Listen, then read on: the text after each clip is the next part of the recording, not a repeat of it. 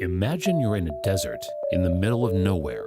There's no Wi-Fi, cell phone service, or any way to communicate with the outside world. There's not much you can do about it until now. 3, 2, 1, 0. SpaceX has been working since 2019 on Elon Musk's ambitious project Starlink. The goal is to provide high-speed broadband to the globe. Starlink employs a satellite constellation, an interconnected network of satellites that can provide coverage to the entire planet. But with over 10,000 users, Starlink is also being created for another reason, a bigger purpose behind it, which I'll get to at the end of this video. With its initial satellites launched in May 2019, the network has quickly expanded, with over 1,000 in orbit. A recent beta scheme that opened in October 2020 has already seen 10,000 customers sign up for the service in just 4 months. SpaceX estimates that 4,425 satellites will enter orbit by 2024, tripling to 12,000 by 2026, with a final goal of 42,000 satellites. The use of SpaceX's reusable rockets is seeing 60 satellites put into orbit per mission, rapidly expanding the network's size and capabilities. In terms of range, it is unprecedented, with Elon Musk expecting that it will operate most of the world's satellites within a year. Starlink by itself will increase the number of artificial satellites in our orbit by 15 times the current level. The expanding plan sounds astonishing, but what will we get for flooding our orbit with satellites, you might ask?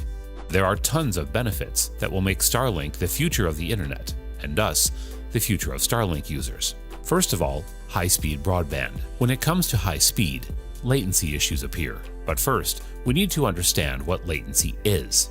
In simple terms, it's the amount of time a data signal travels from point A to point B and then returns round trip to point A. Starlink will give you extremely low latency. Starlink's satellites will operate in low Earth orbit, just 550 kilometers above the Earth's surface, 60 times lower than existing networks, significantly reducing the distance signals need to travel. A lower orbit ensures dramatically lower latency, the time it takes for a signal to be sent and received.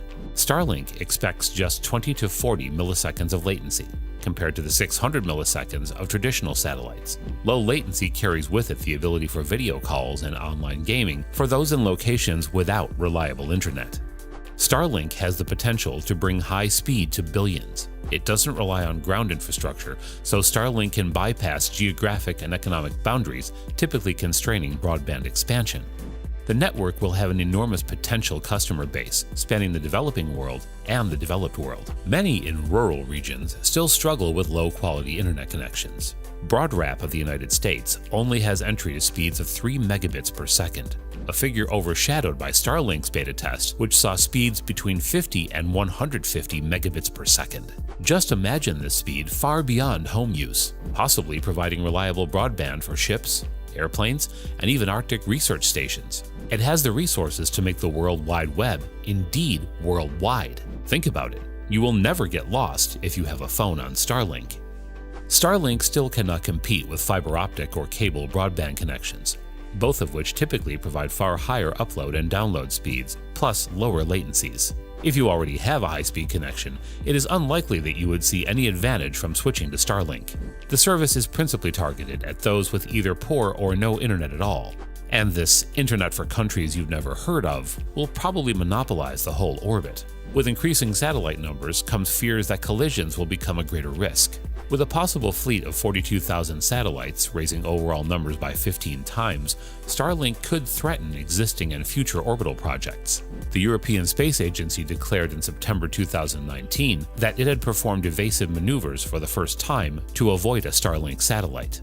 However, SpaceX has attempted to relieve fears by incorporating an automatic avoidance system using NORAD data to prevent further incidents. What else comes with a fleet of 42,000 satellites? That's right, space garbage. Alongside traffic, debris left by broken or retired satellites poses an increasing threat to orbital safety.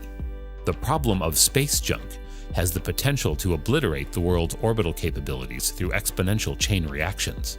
SpaceX ensures that Starlink's low orbiting altitude will prevent debris, as 95% of the satellite is created to burn up in the atmosphere once decommissioned. SpaceX has also made it apparent that future Starlink satellites will burn up completely. And you'll definitely see your sky burning too. With a fleet like this flying on the lowest levels of orbit, Starlink might brighten the night sky. Astronomers are especially concerned that the project's scale in low orbit will fill the night sky with reflections, ruining stargazing circumstances. SpaceX has responded to this criticism, searching for ways to reduce their satellite's visibility, such as an experimental system called DarkSat. It involved blackening as much of the satellite's reflective surfaces as possible. While DarkSat did result in a 55% reduction in visibility, it has proved indefensible due to conduction problems. Future Starlink designs are set to feature visors, limiting the amount of reflected light. After hearing arguments from both sides, it's harder to say for sure whether it's a go or a no.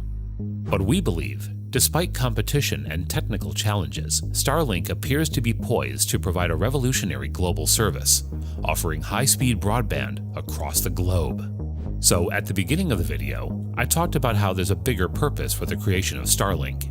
The growth potential is enormous.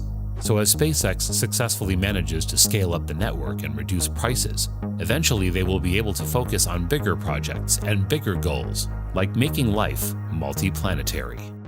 It's really being a multi-planet species and having civilization and life as we know it extend beyond Earth to the rest of the solar system and ultimately to other star systems.